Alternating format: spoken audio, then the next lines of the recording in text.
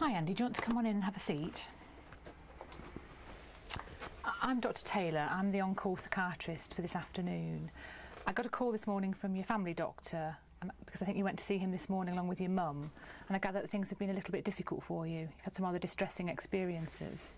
So I think your doctor thought it might be helpful for us to have a bit of a discussion about that to see if I could help. Would that be all right with you? No, it's fine. Would it be all right, Andy, for you to tell me a little bit about what's been going on? Well, you're going to think it sounds stupid, but my housemates are working for MI5. Right.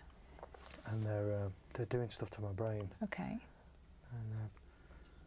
And they're out to get me. Okay, that must be very difficult for you. Okay. How long has this been going on for, Andy?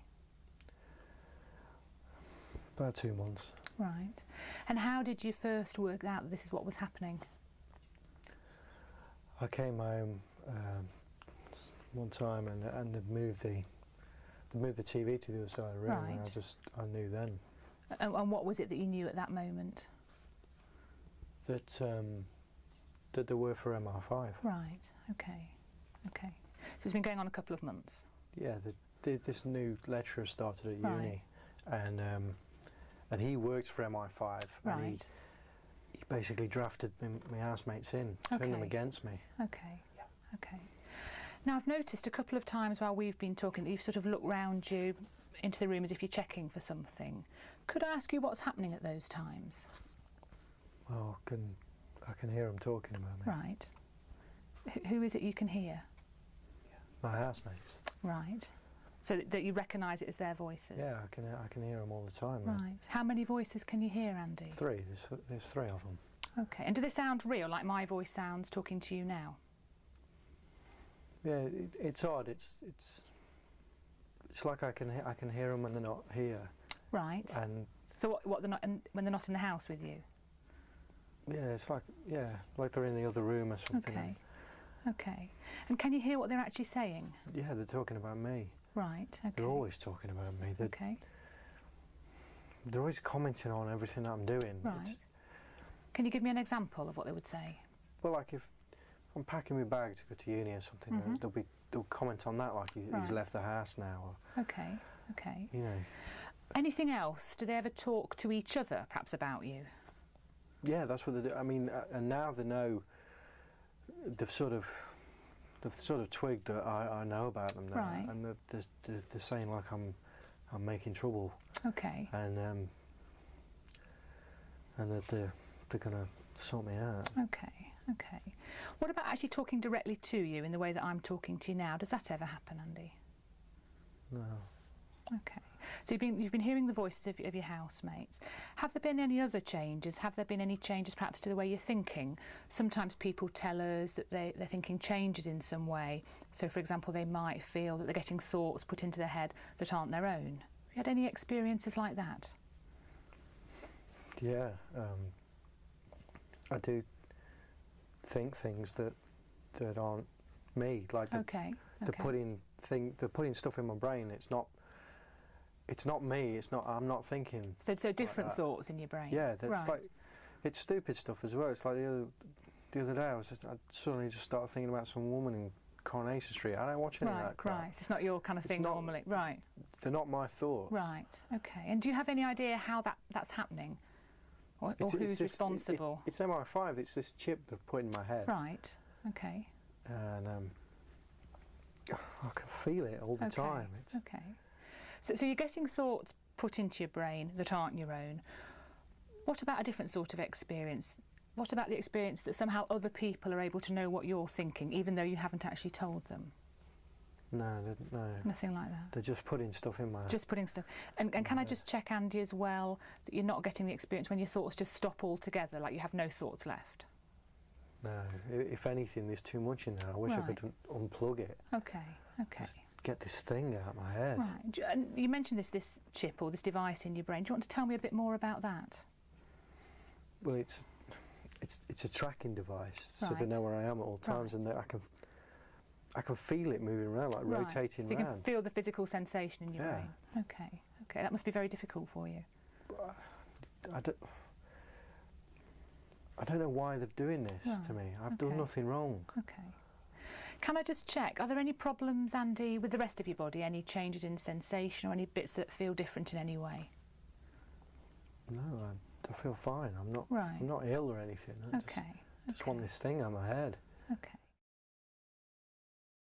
I mean, it sounds like a very difficult time for you. Can I ask you, Andy, how are you coping with all this? How's it affecting you? Well, I'm not really leaving my room much, and I sort of have to wait till they go out to go down and get some food. But they've been doing stuff to my food now. Right. So Okay. Well, what do you think's happening to your food? They're poisoning it. Right. Okay. Are you actually eating much at the moment? No. Okay. Now, with all this happening, and this sounds like you don't feel very safe. Have I got that right? Okay. Have you felt the need, I don't know, to take steps to protect yourself in any way? Well, I've got a knife. Okay. And I've got like a baseball bat. Right. It's just in case they get in my room. I don't want to hurt anyone. I just feel like I've got to protect myself. It's like it's cornering me to do this. Right. Okay. Have you felt the need to use either the knife or the baseball bat so far? To take it out with you for protection? No, I don't want to get caught. Okay. No, okay. It's just in my room. Okay. Has it ever got so bad, Andy, that you felt the need to hurt yourself or even kill yourself as the only way out, the only way of coping with this? Well, I thought about getting some pills, but I couldn't leave the house, so I didn't get anything. And when you say getting some pills, would that be to take an overdose of tablets? Yeah. But you've not actually done anything about that so far? Okay. In the past, have you ever had any problems either with your temper or getting into fights, being aggressive, either with your housemates or anybody else? No, I'm not that kind of person. I don't want to hurt anybody. They're just driving me to this. And can I just check again, you've not been in trouble with the police or anything like that? No, never. Okay. With all this that's going on, is there anywhere at the moment, Andy, that you feel safe? My parents' house. Right, okay. And have you seen much of your parents recently? Yeah, I thought about going back there, but I don't want to drag them into this. I don't want MI5 knowing about them. Right. And throughout this last couple of months, when you've had all these worries, have you ever worried that your parents might in some way be involved in this conspiracy? I thought about it, but no. Okay, okay. Can I just check out a couple of background things with you, Andy? Your general health, is that okay? You generally fit and well? Yeah, I'm not ill.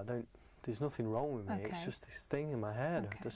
And you're not on any regular medication from your own doctor at this stage? No, I don't take any pills. Right. What about other drugs? And by that I'm meaning alcohol, cannabis, pills, anything else? Well, I don't drink much alcohol. Right, okay. And what about drugs like cannabis? Is my mum going to know about this? No, I think it's something that it's important that I hear about, but this wouldn't be something we'd be discussing with your mum. I smoke a bit of weed. Okay. Would that be regularly, so most days? Yeah. And how much would you be spending on weed? I don't know, get like a 10 bag, it lasts me a day or so. Okay.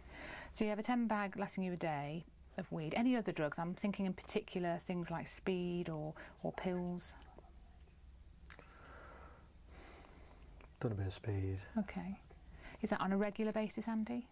I used to go out with my mates at the weekend, would do a bit, but... Okay. When was the last time, Andy, that you would have had any speed? About a week or so ago. Right. Okay. Any other drugs at all? No. No, but I know what you're getting at though. It's not the drugs. Right. It doesn't matter how my face I get. This is constantly there. It's always there. Okay. I guess the reason I was checking, I think it's what you've picked up on, is that sometimes when people are having the kinds of experiences that you are, they find if they take certain drugs, it can make things feel a lot worse. And I just wanted to check that hadn't been your experience? No.